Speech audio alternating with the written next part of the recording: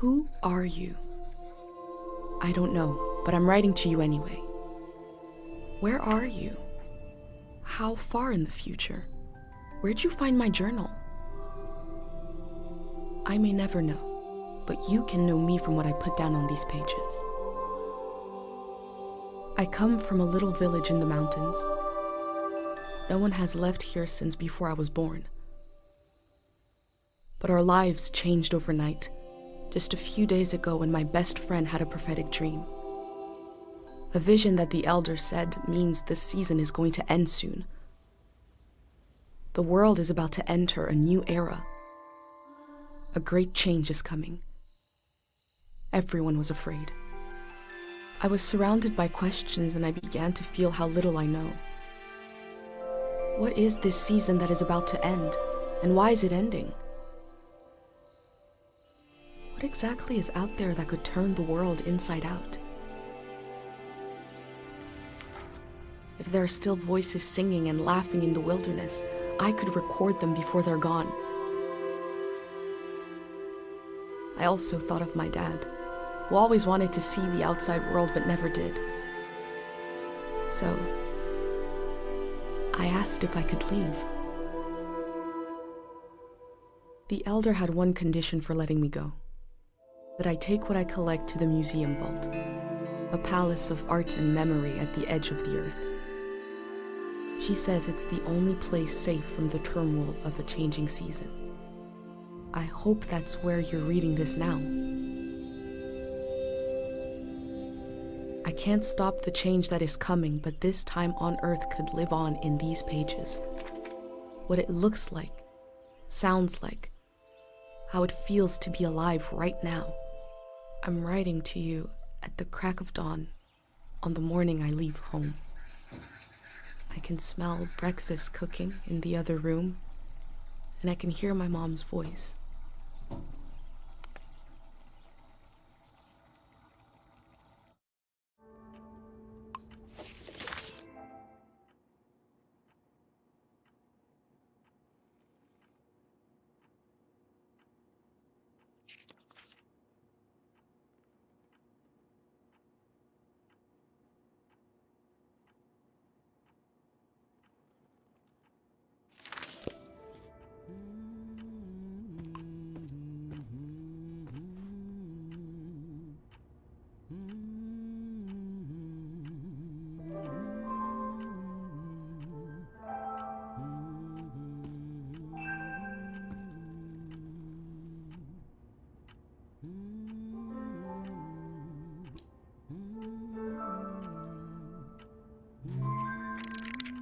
Three, two, one. Hooray! Mr.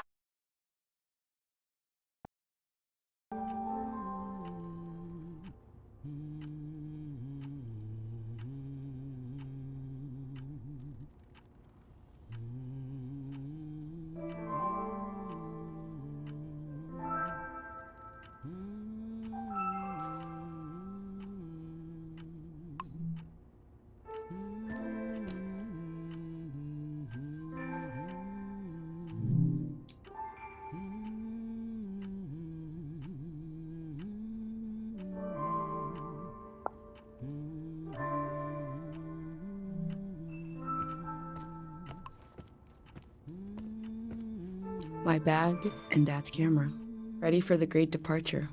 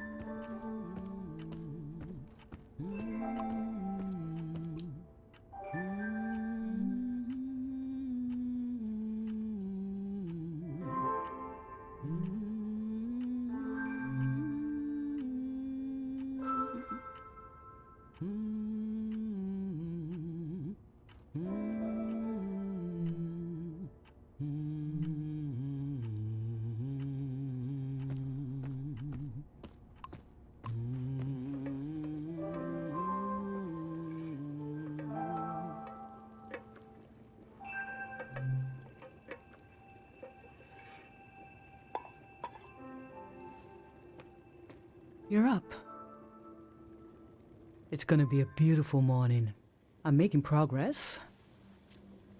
I found the burner, camera, recorder, travel bag.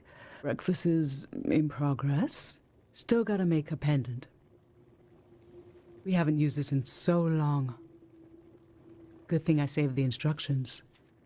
Just as you would use a shield to protect your body, an identity pendant protects your mind. Your thoughts, memories, everything that makes you, you. We don't wear them here in the village anymore. But if you're going into the outside world, I'll feel better when you've got a pendant shielding you. Diseases of the mind, like the dream sickness. It was Dr. Fumio's last invention.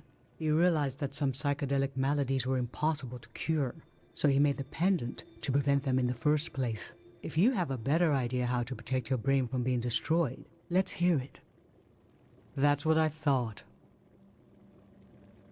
In times of war, a pendant can be used to identify a body. Let's skip that part. Objects have two layers, the physical and the mental. The pendant needs to absorb both. 1. Collect a sentimental object for each sense: sound, smell, feel, sight, taste. 2. Feel the sense and speak aloud a memory of the object. 3. Feed the object into the burner. The memory will leave the speaker as it is transferred to the pendant. That means I'll forget the memory after I say it. It's supposed to be painless. At least.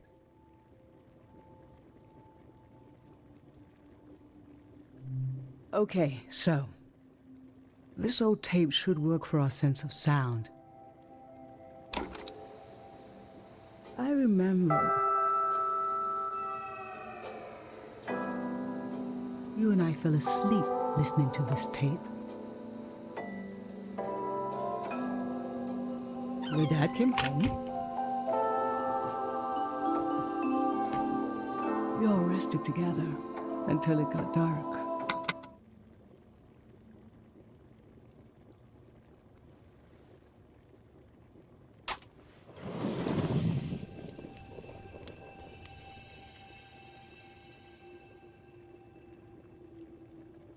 What an odd feeling. Like an absence, disappearing. The empty space fills itself back in until I forget that I forgot anything at all. I'm glad I'm only losing a few memories. If I lost too many, I wouldn't even know who you are. You should pick the rest of the objects. I'll lose the memories, but you'll have them in the pendant forever. So they should be important to you. They should be parts of your identity you want to be sure to protect. So think about what these items and what the memories would preserve about you. Let's do smell next. Find an object with a strong odor and that holds a piece of you.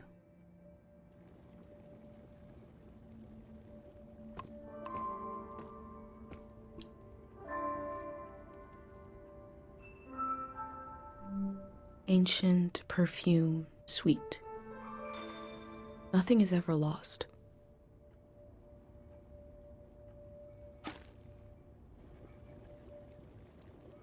What did you choose for smell? Let's breathe in deep.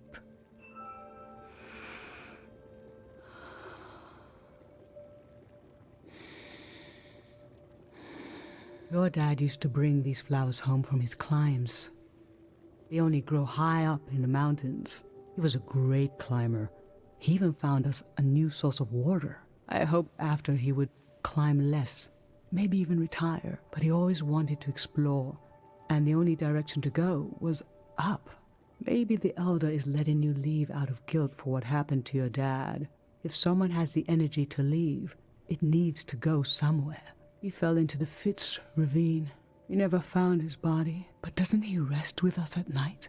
Doesn't he appear in our dreams? How can such a human being depart this earth without leaving behind a trace as strong as the flowers would still have their scent? Darling, I don't want to lose this one. I can't lose this one. Can we put the flowers back, please? Thank you.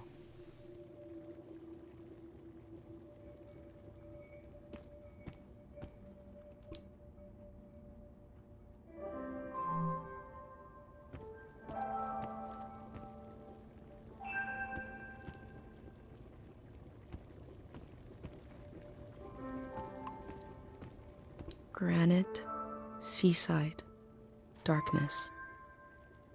This speaks to how my mom loves me.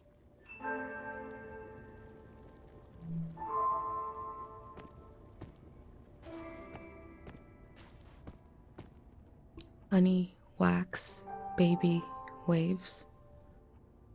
I was loved by people I have no memory of.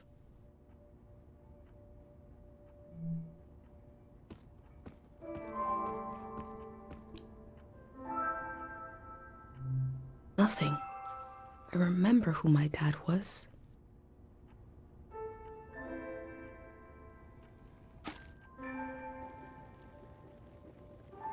What did you choose for smell? There must be something with a stronger sense of smell than that. Are you sure you want to use it? Follow your nose.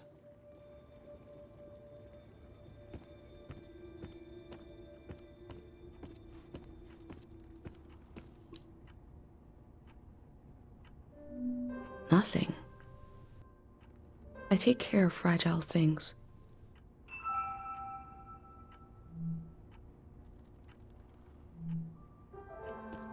My bag and Dad's camera, ready for the great departure.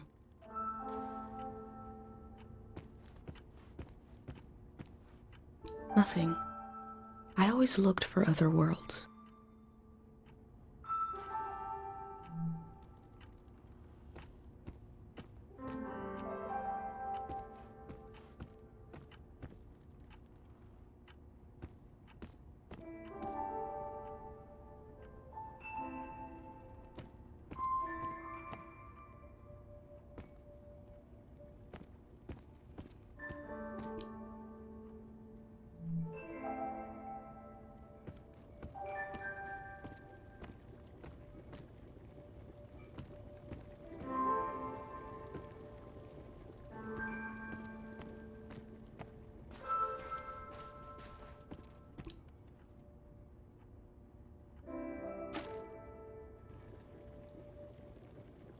What did you choose for smell? Let's breathe in deep.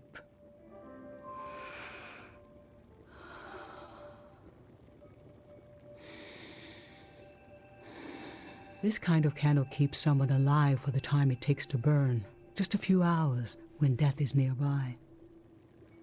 It can be enough for last rites, last words.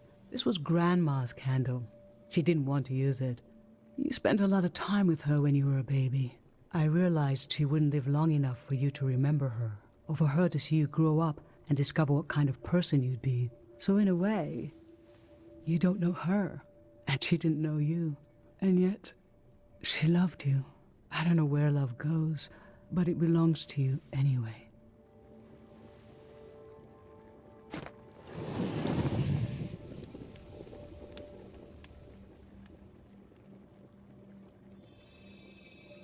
Now touch. Pick something with a texture you like.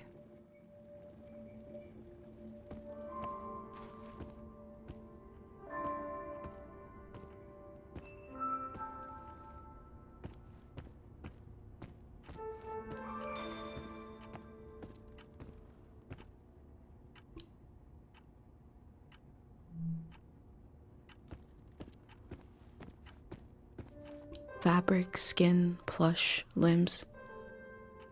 This speaks to how my dad loved me.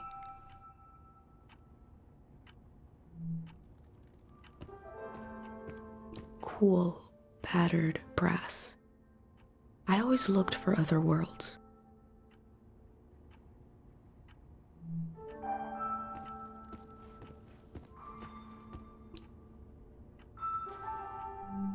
Cool, scratchy palm grains.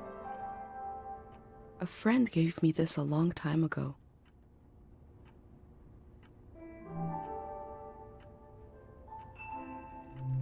Cheap velvet flower. I collect stories.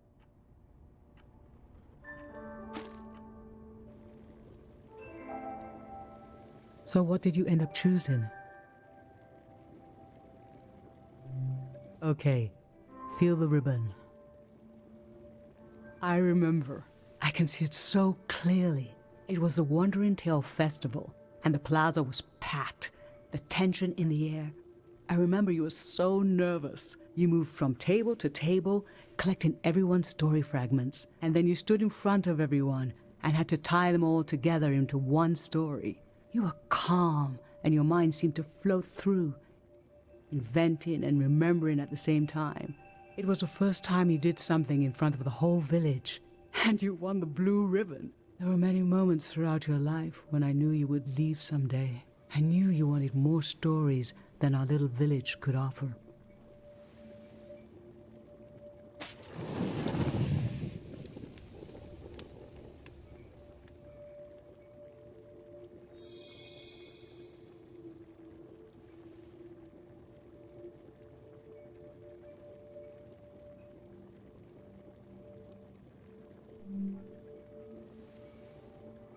I'm fine.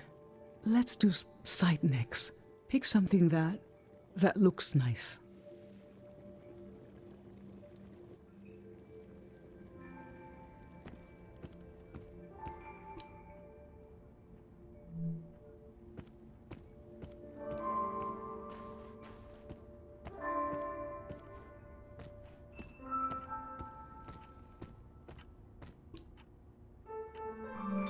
Poisoned, blue, shine. I look closely.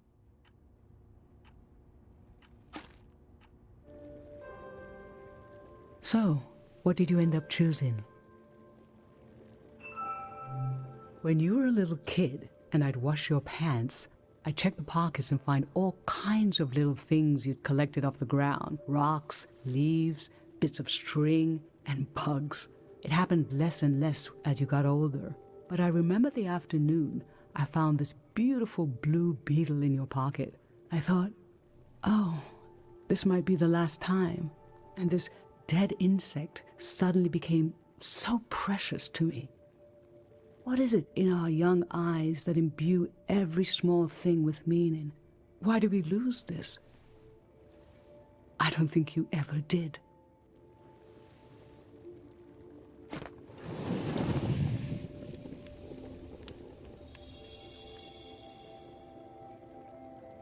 For taste, we can eat breakfast and feed some to the burner.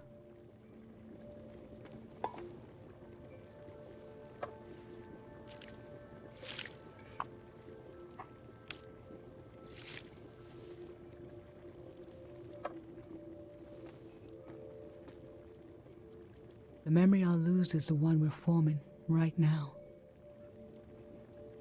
I want you to have it forever.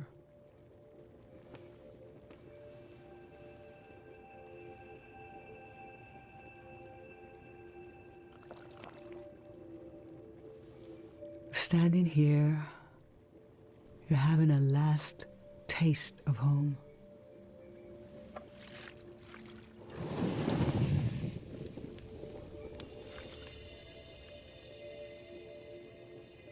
Now you're protected by lost memories, a gem of home around your neck.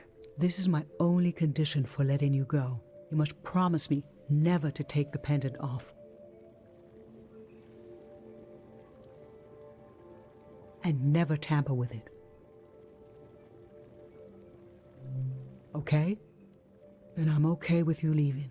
I think your camera and bag are still in your room. It's time to gather them up.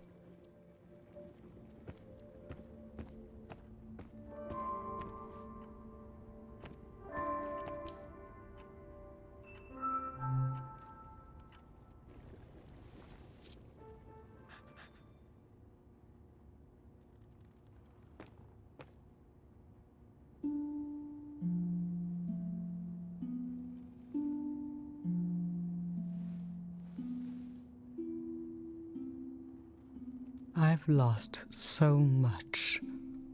How could the world ask me to lose you too?